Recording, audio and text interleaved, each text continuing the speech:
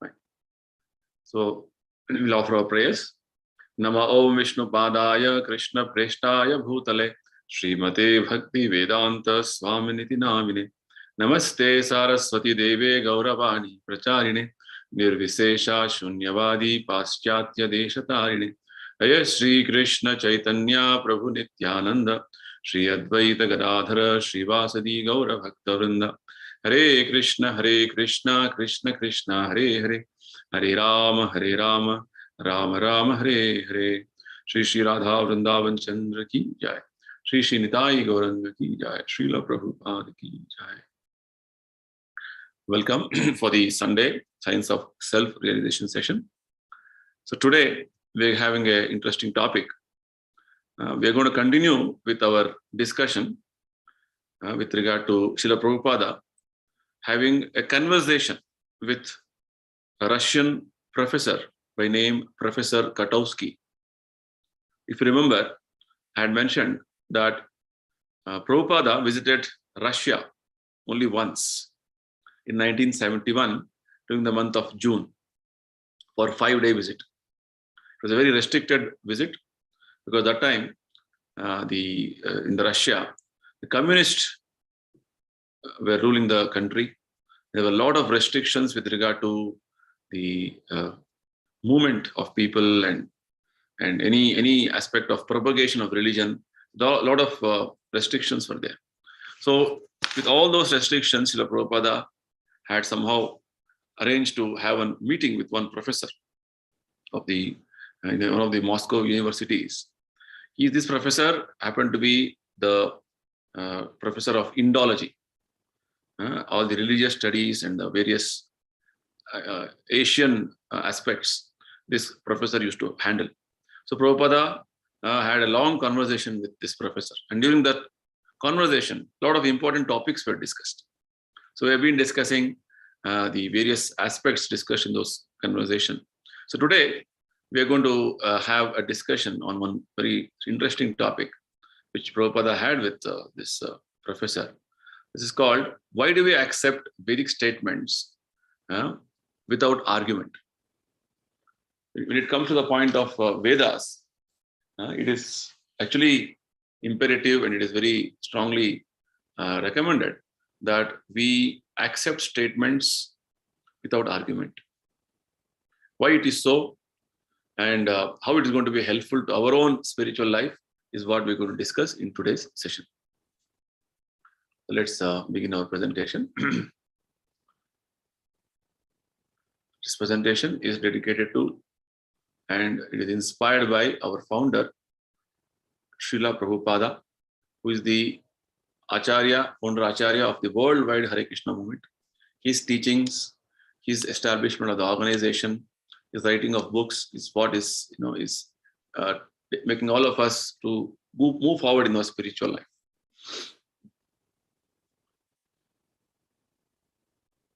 So the first point which I like to mention here is that the Vedic knowledge is infallible. So what do you mean by infallible? There are two terms used in the Vedic scriptures: fallible and infallible. Chuta, achyuta.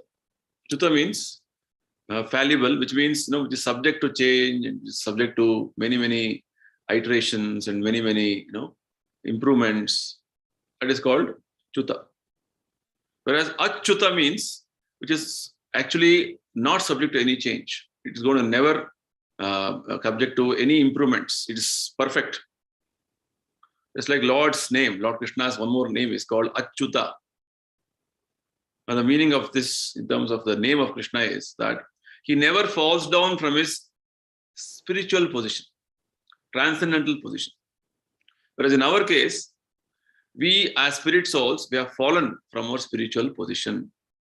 And we have taken a material body and we are going on in the material world, accepting many material bodies. Right? We're going through a cycle of birth and death. Whereas with regard to Lord Krishna, his position is Achyuta. And the Vedic literatures are actually emanation from Supreme Lord, or they are originated from Supreme Lord Krishna. Just like Lord Krishna is infallible, his literatures are also infallible. The knowledge which is coming out from him is also infallible, which means it is going to have a transcendental situation or a spiritual situation. That is the understanding. So how it is so, why it is so, we'll try to understand through some discussions. So the Vedic knowledge, it is mentioned that it is complete and infallible because it is above all doubts and mistakes.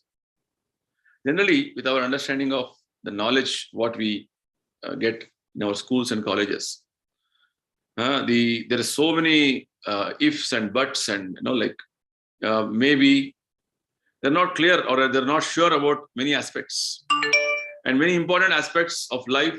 There's no answer to them. They're just left to openly for ambiguity. Whereas with regard to spiritual knowledge or understanding, the knowledge is very perfect. There's no doubts and no mistakes. Right? So that's why it's known as complete knowledge. It's infallible knowledge. How it is so, why it is so, as we move forward in the presentation, we will get to know more things. But let us accept this fact, or rather take this statement on the face value that it is Vedic knowledge is complete and infallible because it is about all doubts and mistakes. And Bhagavad Gita is that Vedic knowledge, which is the essence of all the wisdom of Vedic knowledge. Yes, see, such a wonderful presentation we have with us. So Bhagavad Gita is regarded as very, very important, literature for our progress in spiritual life, because it has the essence of all Vedic knowledge. Actually, Veda means knowledge. Any knowledge, any field of knowledge. Just like there are so many fields of knowledge. Knowledge of medicine is called Ayurveda. Knowledge of astrology, Jyotirveda. Or knowledge of military art, it's called Dhanurveda. Or the knowledge of architecture, it's called Sthapatya Veda.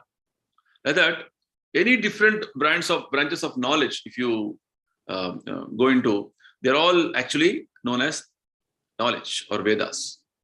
Because Veda has all different branches of knowledge. If you carefully study any department of knowledge, just like we have economics, Artha Shastra, it's one of the aspects of Vedic understanding only. In fact, recently I was reading an article where it is mentioned that there are so many universities in the Western countries, in European countries, that they are analyzing carefully all the Vedic literatures, all the Vedas and Puranas, and trying to decipher, trying to figure out the truths hidden in those various statements. In fact, the very complex machinery or the complex principles which is working in the material world, already everything is mentioned in the Vedas. Because Veda is the knowledge coming from Lord Krishna himself. So the essence of all that knowledge, Vedic knowledge, is Bhagavad Gita. If you simply carefully study Bhagavad Gita, you will get the complete Vedic knowledge. Krishna also mentions in Bhagavad Gita, Vedesha sarvair ahameva vedyaha. From all the Vedas, we are supposed to know Lord Krishna. And Krishna is revealing himself in the Bhagavad Gita in a very, very simple manner for our understanding.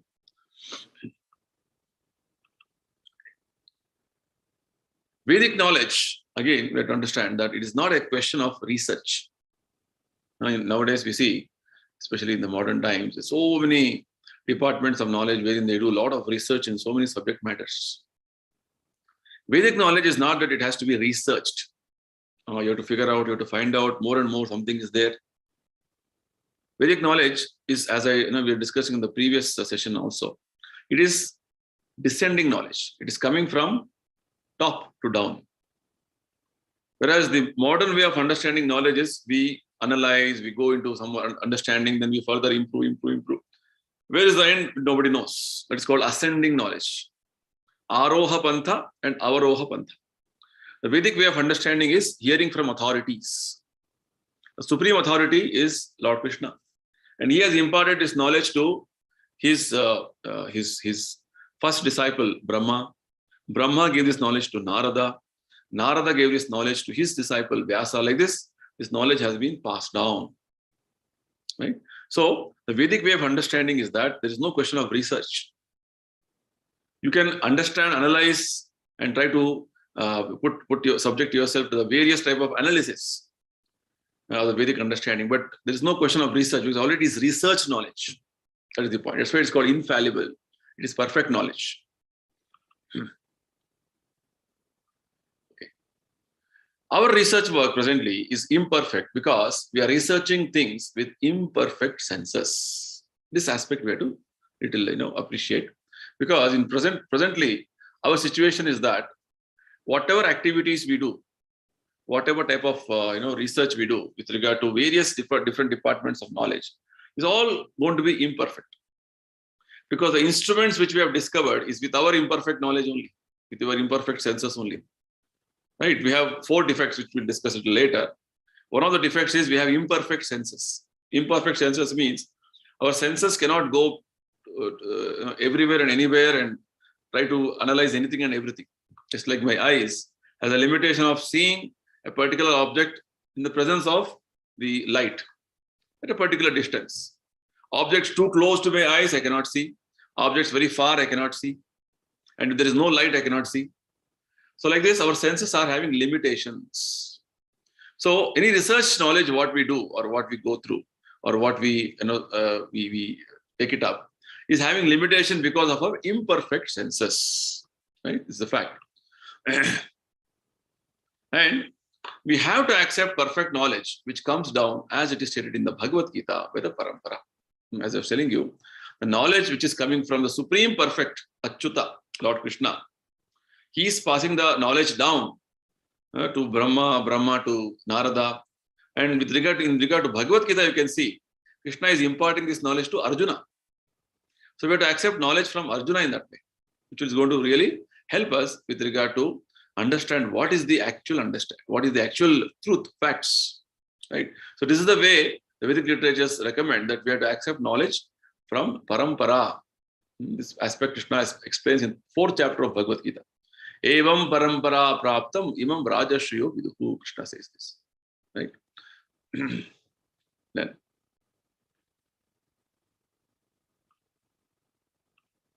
So we have to receive knowledge from the proper source in discipline succession, beginning with the supreme spiritual master, the Lord himself, and handed down to a succession of spiritual masters. This point we already discussed. So like this, the Vedic knowledge, it is passed down from the supreme authority down the line to the spiritual succession of masters, spiritual masters. It is not haphazardly understood. So Arjuna actually who took this lesson from Lord Shri Krishna, accepts everything that he says without contradicting him. This is one important qualification of Arjuna. Why did Lord Krishna impart Bhagavad Gita to Arjuna? This is explained in Bhagavad Gita itself. In the 4th chapter, Krishna says, Bhaktosi me sakha cheti rahasyam hi etat uttam. Arjuna, I am imparting this knowledge of Vedic, the Bhagavad Gita to you. Why? Because you are my devotee, Bhakta, and you are my dear friend. Because of these qualifications, I am imparting this rahasya jnana, confidential knowledge. And Arjuna, after hearing Bhagavad Gita, he says, Sarvameta ritam manye. Whatever you tell Krishna, I'll accept it. Which means Arjuna has showed us the way how to accept the knowledge received from the Supreme Personality or Supreme Authority without any argument, without any contradiction. Of course, there is a room for questioning. Right? So, room for questioning meaning to understand the subject matter or to know the subject matter more thoroughly. There is a room for properly asking the question without challenging. So when there is a question, when you say it is argument, why we say argument is wrong is why? Because you want to prove yourself you are correct. With all the different imperfections you have, how can you say you are perfect? Right? When you say argument, it is the mood of challenge. So Lord Krishna very clearly mentions in the Bhagavad Gita that the subject matter has to be understood. Very subject matter can be understood in the mood of submission, the mood of humility. Tadvidhi pranipatena pariprashnena sevaya upadekshanti te jnanam jnaninas tattvadarshina. This we have earlier also many times quoted this sloka of Bhagavad Gita, which means that the knowledge of Gita is such that, or knowledge, Vedic knowledge should be understood by approaching a bona fide spiritual master or the authority in that spiritual subject matter. It's called a spiritual master. But approach him and submit to him. That vidhi pranipadena means we have to surrender to him, submit to him, and we, in a very humble mood, we have to inquire. So when you say argument means I am also correct. I also know better than you. This mood that I know I'm the mood of pride, the mood of arrogance comes in argument. Whereas the Vedic way of understanding is that yes, you're not able to understand something. There is always the room for questioning in a very submissive way. Try to understand subject matter in a better way, because we have to always understand that we have to accept some authority. If you say we are authority, then your authority is not perfect because of so many defects and so many faults, which we'll discuss just in a few seconds. So Arjuna is showing us the way as a student how to accept this Vedic knowledge. So he accepted everything from Lord Krishna without contradicting him. Next. One is not allowed to accept one portion of Bhagavad Gita and not another. Sometimes people want to accept Bhagavad Gita or any Vedic literature, bits and parts. It is called Ardha Kukkuti Nyaya. Ardha Kukkuti Nyaya means one person had a hen which used to lay golden eggs. So this person was thinking, this hen is taking a lot of food. So this is very expensive. The mouth portion is very expensive. Whereas the egg portion where it is giving eggs, that is very nice, very profitable. So let me cut the head and only keep the egg giving portion. And what happens? The hen dies. So like that, just you take bits and pieces, parts and some other portions of Vedic literatures or Bhagavad Gita and try to interpret or try to misrepresent the whole literature. That is wrong. You have to accept Bhagavad Gita in totality the way Arjuna accepted. Right? Arjuna said, whatever Krishna you're telling, I'll accept in truth. There is no contradiction, there is no argument in this point. Right? So we must accept Bhagavad Gita without interpretation, without deletion, and without our own whimsical participation in the matter. It's very important. Because just like in the school, when you go to school, it's not that you have all knowledge, that's why you're going to school. No, you're ignorant. And when you're ignorant, when we go to school, when you're trying to understand the subject matter properly, the mood should be of submissiveness. The mood should be of learning, not the mood of challenge. Oh, I know better than you. I can do better things than you. That is wrong. So Bhagavad Gita is teaching us a very important principle, how to approach the Vedic knowledge, how to approach the spiritual subject matter, how to approach Supreme Lord Krishna. Because the material world makes us or puts us in a situation of pride, arrogance. I am the Lord of everything. I am the master of everything. Whereas the Vedic knowledge teaches us, first of all, become humble. Know your insignificant position. Know your very small position, minute position, what Krishna is mentioning. So we must accept Bhagavad Gita that way, without interpretation, without deletion, and without our own whimsical participation in the matter. It is a very important point which Prabhupada mentions. So the words spoken with the Lord are called apaurushaya. There's one more meaning of when you say infallible. Apaurushaya means they are different from the words spoken by a person of the mundane world who is infected with 4 defects.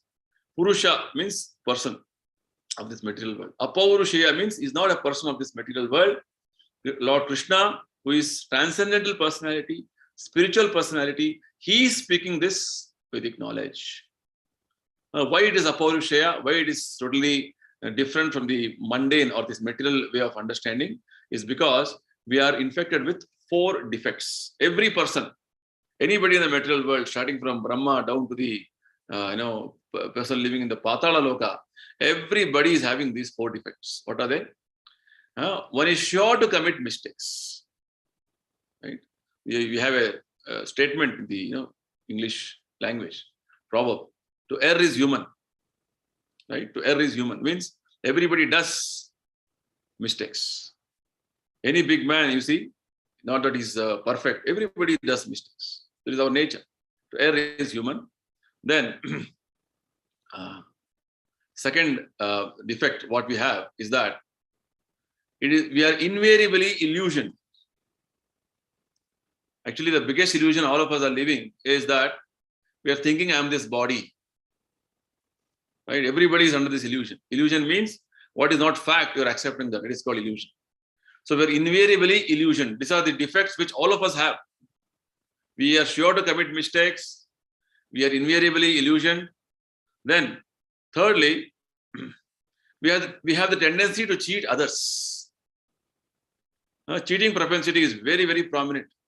A very good example Prabhupada gives us is that how many times we pose ourselves as very learned or we know many things, but actually we don't know.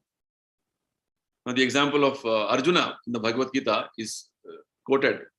How Arjuna, when Krishna brought the chariot in between the two armies, and Arjuna wanted to see who have all come for the fighting. That time, Arjuna, seeing the different grades of relatives and friends and so many other personalities, his own people, he got bewildered. He got so much bewildered, he started giving so many arguments and so many justifications that why I should not fight. Why Arjuna should not fight. He gave many, many presentations. So immediately after hearing all these things, Krishna chastised him, telling that you are speaking like a learned person. Ashocyan anvashochastvam prajnavadamsha bhashase. Means like a very learned person, like a very vidwan, pandit you're talking, but what you're talking is nonsense. Because from the spiritual perspective, the basic understanding of what is spirit, what is matter, if it is not known, anything else you speak is all useless. So like this, Arjuna's arguments were taken as of no value. Means this is how the material world, people pose themselves as very knowledgeable, but they don't know the basic understanding, which means we are cheating. One more example of cheating is that it's very common. Everybody knows that. When you go to any cloth shop, when you're about to purchase something, the shopkeeper will tell, only for you, I'm giving you the big discount, a special discount for you. We know that nobody, no cloth merchant will do any business without any profit. But for saying sake, for selling sake, he will, the merchant will tell like that. So it's a simple lie, cheating propensity. So like this, the cheating propensity is in all aspects. In fact, we don't know that we are spirit souls, and we are supposed to serve Krishna, and we are serving Maya, the big cheating going on, big scam going on. So we have this cheating propensity. Then the fourth defect which we have is we are limited by imperfect senses. Our senses are imperfect. As I give the example of eyes, you cannot see objects very far, very near. There's no light, I cannot see. So these are four defects which all of us have. So knowledge coming out of these four defects, or whatever interpretations we give from this, with the background of these four defects, is not perfect. That's what we have to understand. So the Lord is beyond these four defects. Lord Krishna and pure devotees are beyond these four defects. That the four defects are: one is sure to commit mistakes, one is invariably illusion, one has a tendency to cheat others, and one is limited by imperfect senses. So when you have these four defects, you cannot give any knowledge to anybody. So we have to take knowledge from a perfect source. These are called imperfections, defects, defective. Right? Just like you have any defective material purchase, you don't want to use it. You want to return it. You want to get the perfect item which is not having any defect. Either it may be cloth or a mobile or whatever it is. Defective item means you cannot work with it properly. Likewise, our defective knowledge, our imperfect knowledge is not going to give us the proper understanding and facts about what is reality. So we have to accept things from the perfect person. Lord Krishna is the perfect person. The Vedic source, what he has given, is a perfect understanding, right? So with these four imperfections, one cannot deliver perfect information of all-pervading knowledge. Vedic knowledge is called all-pervading knowledge. Okay, so we'll understand this aspect of how Vedic knowledge is infallible. Vedic knowledge is without any mistakes. Vedic knowledge has to be accepted without argument. Again, argument means there's no challenge. There's a very submissive mood to understand subject matter. There's submissive mood. You ask questions. You can always put forward very nice questions and try to understand subject matter. There's no question of challenging. Challenge means it only shows you are very arrogant, right? So one wonderful example which is given in the given by Srila Prabhupada to prove the fact that Vedic knowledge should be accepted without argument is about cow dung. All of us know cow dung in India. Cow dung is so common. Everywhere we can see cow dung. So cow dung, actually, if you analyze carefully, it is the stool of an animal. So from the Vedic perspective, as soon as you touch the stool of any animal, for that matter, even your own stool, you are impure and you have to purify yourself by taking a bath. This is the Vedic injunction. Actually, there's a concept of what is known as suchi and muchi. Suchi means you are always pure, always clean, internally and externally. You're taking bath, wearing fresh clothes. After evacuating, after passing stool, you have to take bath. Right? After passing urine, you're supposed to wash your hands, legs, mouth. After eating, before eating, you have to wash your hands. After eating, you have to wash your hands. They're all very simple, hygienic habits which the Vedic literatures recommend. Nowadays, what is happening? People don't even wash their hands before eating. Of course, with the new virus influence pandemic, people are becoming very careful. They're being told to have hygienic habits. But generally, we see people don't wash hands before eating or after eating, they don't wash their hands. And specifically, one important observation in the modern day is people pass stool, but they don't take bath. They think it is a normal activity. Whereas Vedic literatures tell us, the Vedic literatures point out that once you pass stool or touch stool, you are impure. You are supposed to take bath. That is the level of cleanliness which Vedic literatures recommend. Because stool is considered to be the refuse or the excreta of the animal. Any excreta. So from that point of view, cow dung is considered to be stool of cow. Right. So how can you say cow dung is so pure? So as I told you, Hindu system, according to Hindu system, after evacuating, one has to take bath. So those of you who have not started this practice or don't have this practice, please start. After evacuating, which means generally evacuation happens early morning, wherein before bath you evacuate and then you take bath. Not that throughout the day you're going on evacuating and you don't take bath. Not good. Which means, very nicely Prabhupada says, one who is passing stool once in a day, he is called a yogi. One who is passing stool twice in a day, he is called a bhogi. Bhogi means enjoyer. Yogi means ascetic. And one who is passing stool 3 times in a day, means there's some problem. Just like you have loose motion. Many times you pass. You're a rogi. Rogi means a diseased person. So you can analyze where is your standing. So it is recommended that anytime or every time you pass stool, you take bath. And especially loose motion is a different matter. But with regard to the normal course, it is recommended that you take bath after passing stool because that is the aspect of cleanliness. So now we are analyzing the aspect of statement of how cow dung, which is actually stool of cow, it is considered to be pure. And we take cow dung and we smear it in a place where puja is done, or we say it is antiseptic, and so many things we say. Right? Even if you apply it in an impure place, cow dung, that place becomes purified. So how is it? This seems to be very contradicting, right? So how do we understand this? In one place, it is said that the stool of an animal is impure, and as soon as you touch it, you have to be purified. And in another place, you say that cow dung is pure. Right? One place you say stool is impure, another place you say cow dung is pure. These seems to be contradicting statements. How do you reconcile them?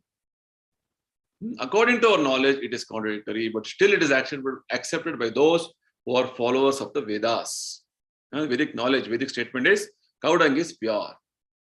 And the fact is that if you analyze cow dung, you will find that it contains all antiseptic properties. In fact, the modern scientists, they have done the research and they have found it to be true. So Vedic statements, even if found contradictory, if you properly analyze and scrutinize it, you will find it to be correct. The point is, with our limited understanding, limitation of our knowledge, we have 4 defects.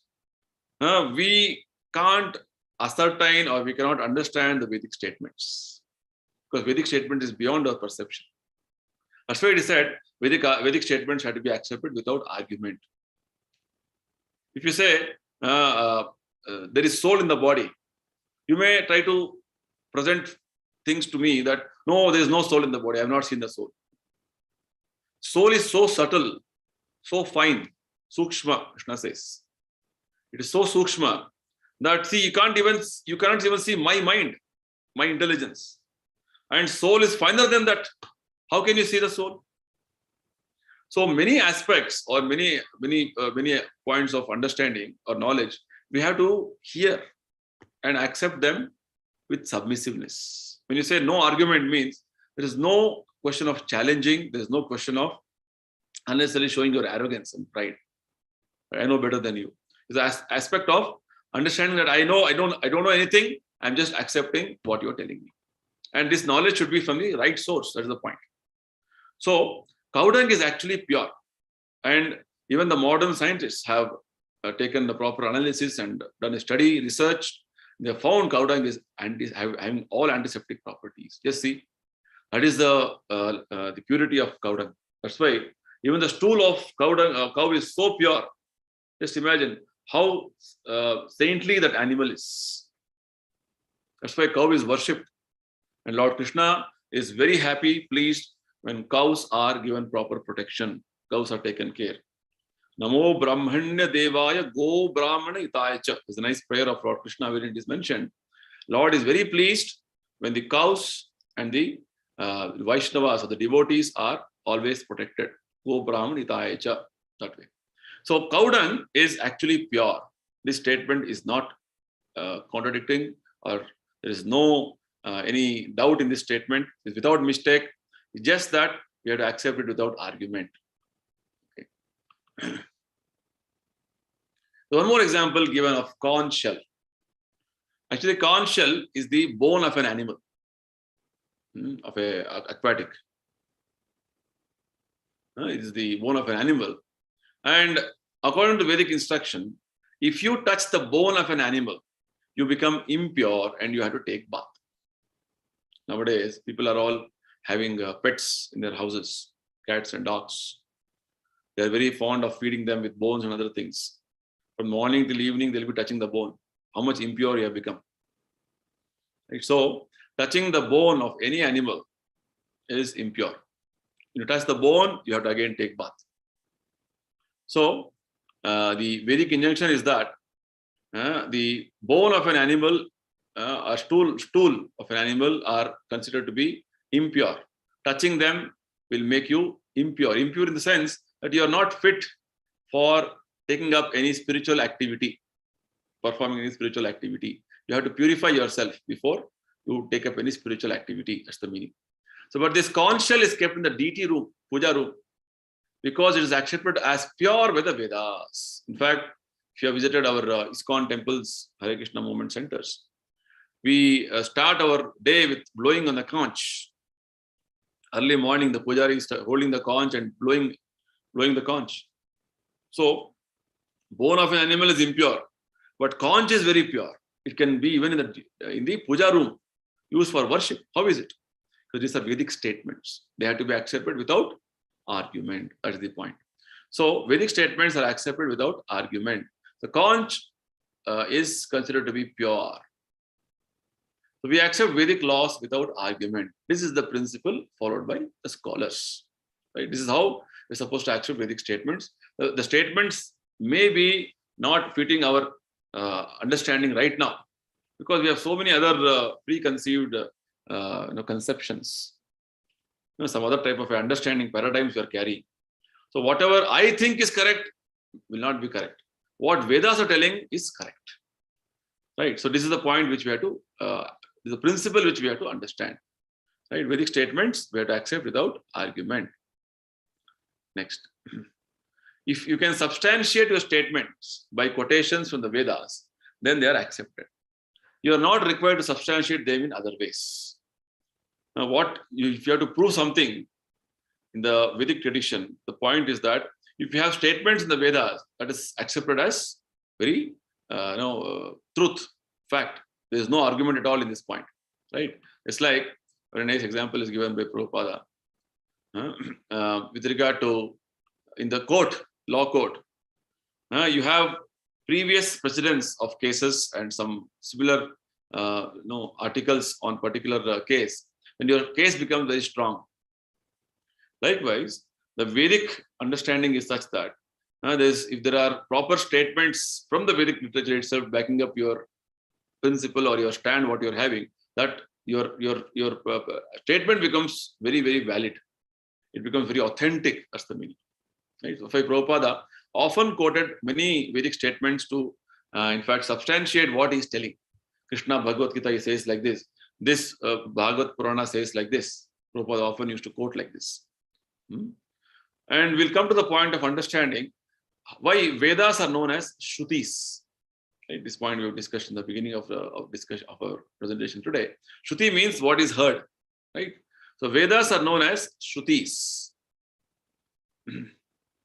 So there are different kinds of pramanas or evidences. According to the Vedic way of understanding, there are different kinds of evidences. The proof by Vedic quotation is called Sruti Pramana. Means you have to justify something, prove something, just like we just now discussed. Cow dung is pure. Corn shell is pure. How it is pure? Because these are Vedic statements. Vedic statements means the Shruti is what is heard from the authoritative source. Shruti means it is heard from authorities. Authorities means Krishna is the supreme authority. From Krishna, it is coming down in the parampara. Brahma, Narada, in that way, this knowledge is coming down to society, human society. So it is called Shruti. So the Vedic evidence or the Vedic quotation evidence is called Shruti Pramana. Right? Then, just like in the legal code, if you can give statements from the law book, your statement is accepted. Likewise, the Vedic scriptures, when they are quoted inappropriately, in fact, Lord Krishna in the Bhagavad Gita quotes in many, many places. This is what Vedic literatures say. This is what the great authorities say. Even though Lord Krishna is himself an authority, but he is taking the support of the quotes from the Vedas and the statements of great acharyas. Just see. So in that way, Lord Krishna also is teaching us how to accept the Vedic statements. Similarly, all statements we give, if supported by Shruti Pramanas, are accepted by scholars. Right? Great, the learned people accept this as the proper way of accepting the Vedic knowledge. There's a nice statement in one of the Puranas, it's called Brahma Yamala. It is mentioned like this: Shruti Smruti Puranadi Pancharatra Vidhim Vina Aikantiki Harer Bhaktir Utpatayaiva Kalpate. Any system we accept must be supported by evidences of Shruti, Smruti, and Puranas and Pancharatra. That which is not proved by these Pramanas is a disturbance. Very wonderful statement, which is mentioned here. It is that whatever we accept as some principle or a fact, or any system we are following. Just like nowadays, people say we can eat meat, but where is it supported properly? What is the Vedic statements about it? In fact, the Bhagavad Gita very clearly mentions eating meat is sinful. You are not given life to any living entity. You don't have a right to take life from any living entity. So, even in the Bible, it is mentioned, Jesus Christ says that thou shalt not kill. Nobody should be killed. No living entity should be killed. So, if this is the statement by authorities, how can you violate that? So here, what it is mentioned is, whatever system you follow, if it is not approved or there is no evidence of this, in the standard Vedic literatures like Shruti, Smriti, Purana, Pancharatra, then they are simply going to be a disturbance for society. That's the point. Now, we'll come to the point of understanding how Vedic literatures are very authentic. They're very, authoritative. Vedic authorities are the great acharyas or great personalities. They make statements. They're accepted by all the saintly persons, all great acharyas, all teachers accept them. Just like we have Ramanujacharya, Madhvacharya, Vishnu Swami, the 6 Goswamis, all the statements made by them because they are coming in the parampara, disciplic succession. So the knowledge given by them is perfect. So that way we have great acharyas in our tradition, in our Vedic tradition. So these acharyas, they accept the Vedas as it is, and we follow. The followers also accept them in that way. That is the way to accept Vedas. So Vedic knowledge is very authentic, very authoritative, and the knowledge has to be accepted the way the authorities or the experts in that field have accepted. Just like you see Vyasadeva, who is actually one of the literary incarnation, Sahityika incarnation of Lord Krishna himself. He has written or he has compiled many Vedic literatures. He has recorded many Vedic literatures. Because Vedic literatures means Shruti, heard. But he put them all in writing for our benefit. Because in Kali Yuga, we are having our memory is so dull. Intelligence is so dull. We cannot comprehend things just by once hearing. Oh, what did you hear? I forgot. Whereas it is in written form, again and again you can refer, again go back to that knowledge and understand things better. That's the whole point. So like this, the Vedic knowledge is very authoritative, authentic, because it is heard from the authorities, the great acharyas, great teachers. That's why it is very authentic. The benefit is that I do not waste my time to research whether cow dung is pure or impure. Rather, because it is stated in the Vedas to be pure, I accept it. This is the meaning of authority. Authority means it is being told by authorities, I simply accept. I don't want to waste my time research. Just like many times it so happens that we are, we are having some health problem and we are consulting different doctors. Finally, your good friend says, why are you going to different doctors? I have very good doctor. Go there. He will treat you nicely. We believe him. So, likewise, the Vedic literatures are such that the statements made in Vedic literatures are all authentic. They are always correct. They are without any mistakes. They are all for our welfare. So, this strong faith we should have and move forward by accepting the Vedic statements, because Vedic statements are made by Krishna himself, just like Bhagavad Gita is the essence of all Vedic knowledge. Krishna himself, who is our real well-wisher, who is our real friend, he is making these statements for our benefit. But accept them as it is. That's the point. Okay. So I save my time by accepting the Sruti Pramana. Means the Vedic proof, if we accept, it is going to save a lot of our time. So in that way, there are different statements in the Vedas for sociology and politics or anything. For Veda means knowledge. This point already we have discussed earlier. Now, in the Bhagavad Gita, a very nice statement is made with regard to how the Vedic knowledge is very authentic. Sarvasya chaham hridisannivishto mattah smritir jnanam apohanam cha vedaischa sarvair ahameva vedyo vedanta krit vedavid eva chaham. Lord says, I am seated in everyone's heart, and from me comes remembrance, knowledge, and forgetfulness. By all the Vedas, I am to be known. Indeed, I am the compiler of Vedanta, and I am the knower of the Vedas. It's a very wonderful statement Krishna is making. As Paramatma, Krishna is sitting in all our hearts. And whatever knowledge we want, Krishna only is imparting to us. And whatever forgetfulness we have, we forget about so many things. Krishna only is giving that forgetfulness also. And Krishna is telling, I am the compiler of all Vedanta. I am the knower of the Vedas. You see. So, from Vedas, Vedic knowledge, what we are supposed to understand is that we should know that Lord Krishna is Supreme Personality. We are his part and parcel. We are Amsha. Mamayava Amsha, Jiva Loka. So, we have to only serve Krishna. This is what we go to understand from Vedic literatures. Now, we'll try to understand one last point. Why did Lord Krishna give Vedic literature to human society? Why is there Vedic literature in human society? Some reasons must be there, some purpose must be there, right? It's like we say roads are there. Why? Because roads are useful for transport, for commuting. Like that, we have reasons for whatever we have created around us. So why? What is the need for Vedic literatures in human society? Why did Lord Krishna give Vedic literature to human society? Is the point. In human society, all over the world, there are millions and billions of men and women, and almost all of them are less intelligent because they have very little knowledge of spirit soul. Right? People pose themselves as very learned, very intelligent, but actually, any human being who is not having knowledge of spirit soul, he is considered to be less intelligent. This is the version of Vedic literatures. There's so many millions and millions, billions of men and women all over the world, right? So, but mostly the people are less intelligent. Less intelligence means it is just based on the understanding of your soul. Almost all of them have a wrong conception of life, for they identify themselves with the gross and subtle material bodies, which they are not in fact. This is the illusion, one of the imperfections which we discussed just some time before. Right? The main misconception or the illusion people are living is that I am this body, I am not spirit soul. Or if you tell about spirit soul, they don't have any understanding of spirit soul. This is the misconception people are living in. Just see.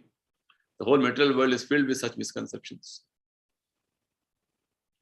They may be situated in very high and low positions in the estimation of human society. But one should know definitely that unless one inquires about his own self beyond the body and mind, all his activities in human life are a total failure. It's a very important statement made by Prabhupada. He says that any activity, any endeavor you do, if your basic understanding of what you are, you don't know, anything you do is of no use. It's like telling you are going in a vehicle, and if I ask you, where are you going? I don't know. I'm simply going. Then that is called madness, foolishness. Likewise, human life without goal for spiritual achievement, any activity you do, you may be having goals like, oh, I want to become famous, I want to become a big person, I want to earn money, I want peace of mind. All that is of no use. It's called Shrama Evahi Kevalam. Simply it is a labor. That's all. There's no point. There's no use. There's a nice statement in one scripture by name Chaitanya Charitamrita that is mentioned. Maya Mugdha Jivera Nahi Swataha Krishna Jnana. Jivere Kripaya Kaila Krishna Veda Purana. It is mentioned there that the conditioned soul cannot revive his Krishna consciousness by his own effort. But out of causeless mercy, Lord Krishna compiled the Vedic literature and its supplements, the Puranas. It's a very important statement. Why Krishna gave us Vedic literatures? Maya Mugdha Jivera Nahi. We're all conditioned in this way without understanding who we are, what we are. We're going on in the material world as material bodies and working hard day and night, earning money, maintaining our families. We think this is life. But this type of life is called conditioned life. So the conditioned soul is not able to revive his Krishna consciousness by his own effort. Like this, we are so absorbed in our own activities. We cannot understand what is the purpose of life, why am I here, what is spirit soul, all these things we don't know. But Krishna's causeless mercy, special kripa, Krishna has given these Vedic literatures for us to understand about the purpose of life. That's the point. The next statement in the Chaitanya Charitamrita says, Shastra Guru Atma Rupe Apanare Janana Krishna Mora Prabhu Trata Jivera Haya Jnana. We are discussing on what is the reason why Krishna has given Vedic literatures to all of us. One reason is we are ignorant, we don't know what we are, why we are here. So Krishna, out of compassion, has given Vedic literatures to make us understand all these aspects about our sambandha, who we are. The forgetful conditioned soul is educated by Krishna to the Vedic literatures, the realized spiritual master and the super soul. Shastra Guru Atma. The Lord is sitting as Paramatma, and Paramatma's external manifestation is Guru. And Guru and Paramatma have given us Vedic literatures, Shastra. So through these Vedic literatures, we can understand the Supreme Personality of Godhead. So we can understand Lord as He is, and you can understand that Lord Krishna is His eternal master and delivered from the clutches of Maya. So a living entity can understand that Krishna is my master, right? And He is going to give me liberation. Jivera Haya Jnana Krishna Mora Prabhu Trata. In this way, one can acquire real knowledge of his conditioned life and can come to understand how to attain liberation. So this is the whole purpose. The whole purpose is to understand who we are. Why are we here? What is the purpose of this life? What I should be doing? Why I am subjected to death? Why I am subjected to old age? These questions we are supposed to ask and get answers for them. Otherwise, simply leading a life like any other animal is not going to take us to any perfection. We're simply going to eat, sleep, drink, just like we discussed last time. Eat, sleep, and marry. Who has seen next life? Atheistic life. This type of life has no meaning, no purpose. Human life is very valuable. Durlabham manusham janma. Very rarely we get the human form of life. Once we have got the human life, we have to use it properly for perfecting ourselves. Right? In fact, there's a nice Upanishad called Garga Upanishad. It is mentioned when a living entity, a human being, does not know about what is the purpose of life, then he is called a Kripana.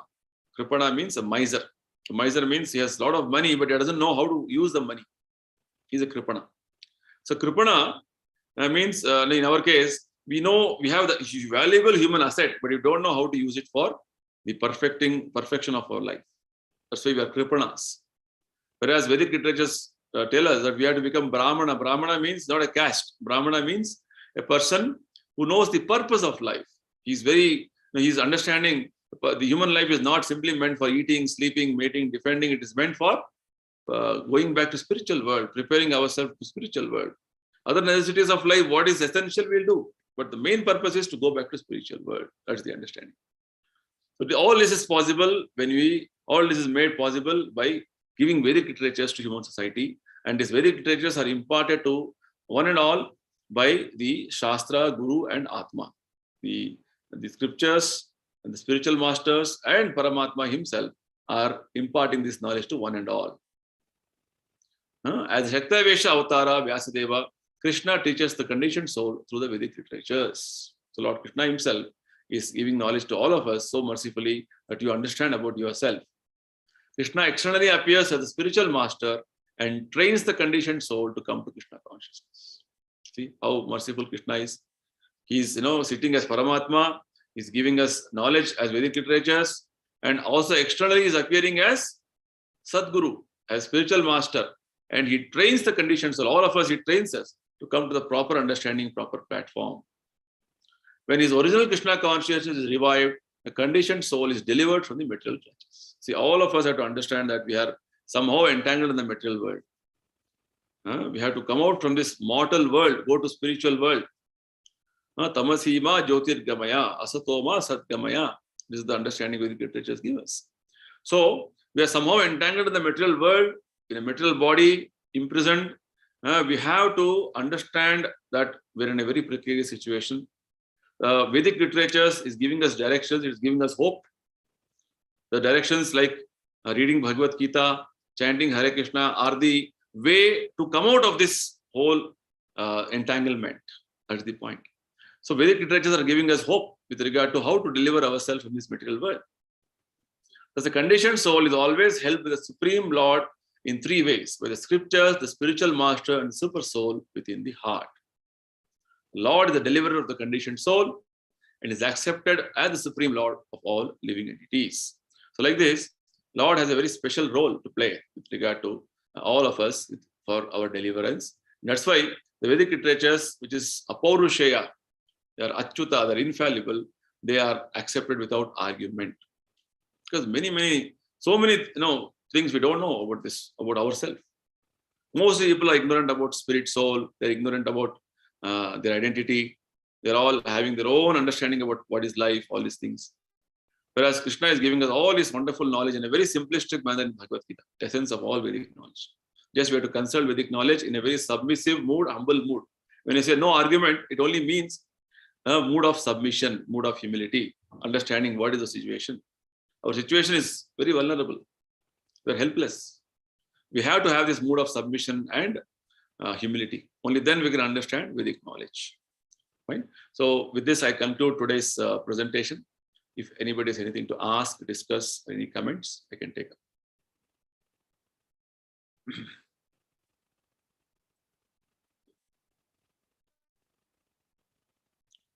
Today we started the session a little early. For those of you who joined a little later, 9 o'clock we have started. Those of you who couldn't attend the earlier part, you can very well go for the YouTube session, which is YouTube recording, which is already will be available in our VCM channel. Right, VCM Sangha channel will be there. You can go there and access the recorded session for your advantage. Fine. I think there's no questions. We'll